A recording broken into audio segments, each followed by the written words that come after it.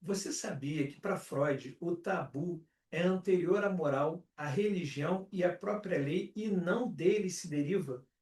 Bom, como sugere o título do vídeo, do tabu ao superego, cadeias associativas, moral e cultura, no vídeo de hoje pretendemos falar sobre como que as cadeias associativas, a partir de uma tese freudiana apresentada num texto chamado Totem Tabu de 1913, fala sobre um assassinato que teria sido cometido contra o pai da horda primitiva, o pai da horda primeva, e como isso inconscientemente se arrastou ao longo de gerações, criando os tabus a partir de cadeias associativas.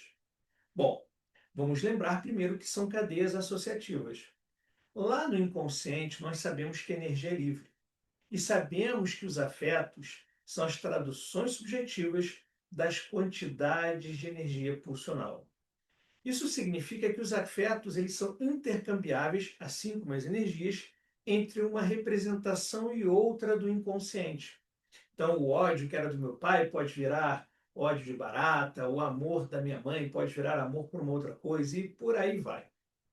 Bom, isso significa que certos eventos acontecem na minha vida e os afetos pertinentes àquele, às representações daqueles eventos podem se ligar a representações de outros eventos.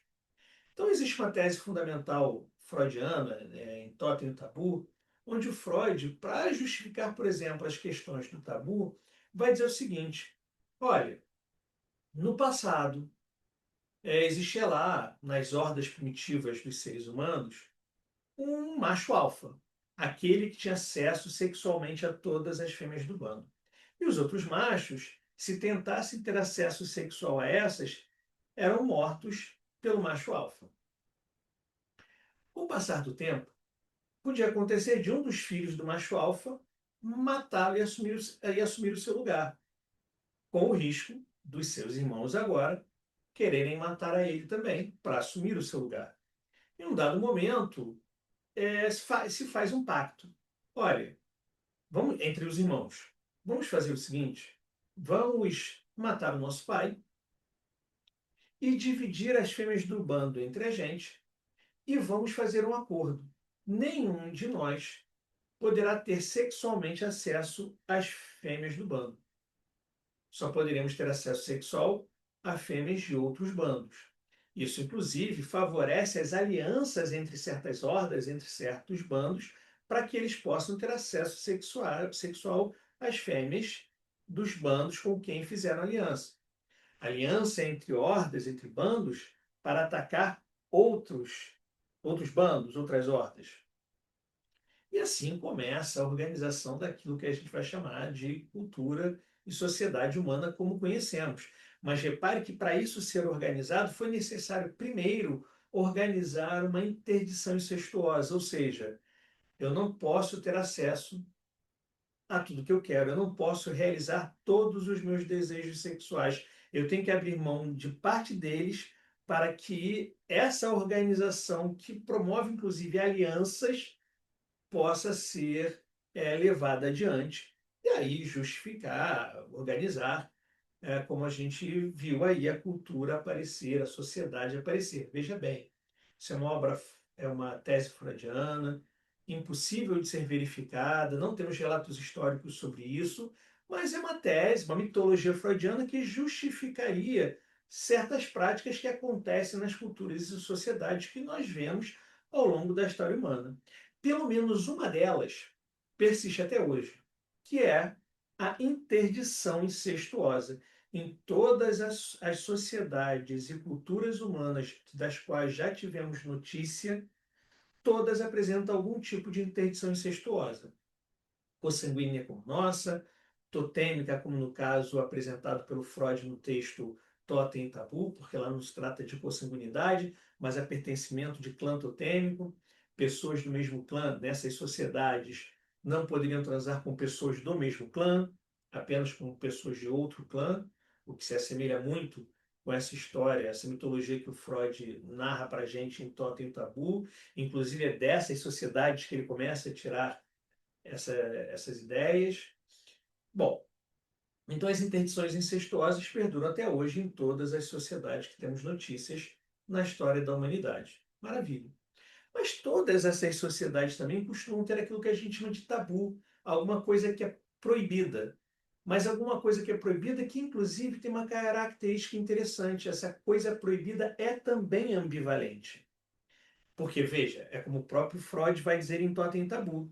Eu não precisaria proibir algo, não precisaria, inclusive, proibir intensamente algo se ninguém desejasse. Só há proibição porque há o desejo. E o Freud vai falar, lá nesse texto Totem Tabu, de alguns tabus, como, por exemplo, os tabus quanto à menstruação que algumas sociedades têm. As mulheres, no período menstrual, eram apartadas do convívio social, não podiam ser tocadas. É, o tabu alimentar, nesses clãs totêmicos que o Freud estuda em Totem e Tabu, apresenta em Totem e Tabu, nesses clãs, as pessoas não podiam se alimentar do animal que dava nome ao clã. Então, se eu era do clã canguru, eu não poderia caçar e comer cangurus, exceto em festas onde todos deveriam comer daquele animal totêmico. E, curiosamente, se eu como um animal totêmico fora das festividades organizadas, eu sou punido com a morte. Se eu me recuso a comer o animal nas festividades organizadas, eu sou punido com a morte. Ou seja, eu não posso comer fora da festividade, mas na festividade eu tenho que compactuar dessa, entre aspas, transgressão que a gente faz de comer o animal totêmico. De onde vem isso? Freud vai dizer que, como os irmãos se juntaram para matar o macho alfa, para matar o pai da horda primitiva, esse assassinato gerou culpa nesses filhos. E essa culpa foi por eles carregada.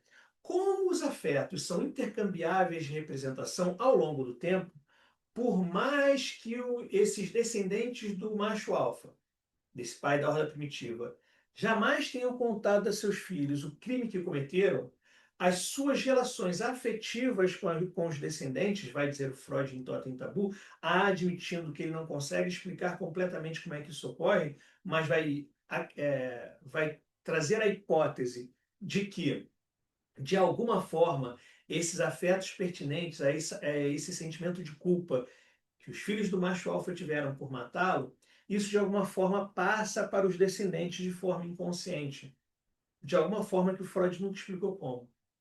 E essas coisas, ao se passarem transgeracionalmente, aos poucos vão se deslocando do objeto original, que era a culpa por ter matado o pai da horta primitiva, e vai se ligando, por exemplo, à proibição de comer o animal totêmico, o animal que dá nome ao clã, por exemplo, de se eu tocar em alguma coisa, eu vou me contaminar por aquele tabu. E se alguém me tocar agora, se contamina também, como se algo que foi feito pudesse ser transmitido a todos os seres daquela comunidade, daquela sociedade, assim como os filhos que mataram o pai primitivo participaram daquele mesmo crime. Na festividade, onde todo mundo come um animal totêmico, onde todo mundo está transgredindo a lei que funciona para o resto do ano, todos estão comungando daquele mesmo crime. E todos têm que comungar para entrar dentro da aliança, da cultura, da sociedade, e por aí vai. Então, Freud vai mostrando que os tabus eles aparecem a partir de um conjunto de cadeias associativas de afetos que são retirados de certas representações originais e sendo carregadas para outras. Os afetos que eram pertinentes à culpa de ter matado o pai primitivo vão se transmitindo para outras representações e é criando os tabus que têm força de lei. Por isso, os tabus têm força de lei. E a partir disso, um certo conjunto de práticas são fundadas, e essas práticas, aos poucos, precisam ser justificadas, e a partir desses tabus, então, você começa a organizar moral, e a partir disso, religiões. E também não dá para deixar de pensar que o próprio complexo de Édipo arquetipicamente relembra muito as condições do assassinato do pai da Horda Primitiva. Pensa aqui comigo, quando a gente fala do menino, fala do complexo de Édipo masculino para facilitar. Pensa no menino que deseja a sua mãe, mas o direito deste desejo não pertence a ele, pertence ao pai. A mãe não pertence a ele de direito, pertence ao pai. Se assemelha muito aos filhos desejando as fêmeas do bando, mas que de direito pertencem ao pai da horda primitiva. Esse menino vai ter o desejo de matar esse pai, vai temer que esse pai o mate, o castre, e vai ter que justamente abrir mão do seu desejo pela mãe para poder se aliar a esse pai, para poder ser filho deste pai, né? Nesta fantasia, obviamente. Então, o superego, ele é, segundo o próprio Freud, o herdeiro da dissolução do complexo de Édipo. Porque quando se termina o Édipo, sob a ação do recalque, o menino não vai lembrar que desejou a mãe, que temeu o pai, que teve vontade de matá-lo. Mas esse superego vai ficar fazendo exigências de certos comportamentos que muitas vezes o menino nem vai saber por que que os tem, por que que os possui, à semelhança dos tabus, que a partir de cadeias associativas também guardam alguma coisa da informação daquele evento primitivo, daquele crime que fora cometido no passado. No caso do menino, o crime seria o desejo de matar o pai, porque ele não chega a matá-lo em ato. Essa é uma diferença entre a neurose e os acontecimentos ali da ordem primitiva. Lá houve um ato a que há apenas a fantasia, e num dado momento o pensamento sobre essas possibilidades para quem, por exemplo, faz análise. Então, não dá para deixar de ver uma certa questão arquetípica no complexo de Édipo referente aos eventos ali da ordem primitiva, desse assassinato primitivo. A mitologia grega, por exemplo, está carregada de exemplos disso. Cronos, pai dos deuses da mitologia grega, pai de Zeus, por exemplo, que o vence em batalha e o exila, obrigando a vomitar os seus irmãos. Ou seja, Zeus vai em defesa da aliança organizada com esses irmãos para ir contra o pai. Então, arquetipicamente, nós temos várias tradições, várias histórias, vários mitos que remontam a essa história do assassinato do pai, do conflito com esse pai, da aliança entre os irmãos em prol de certos desejos, de certos objetivos.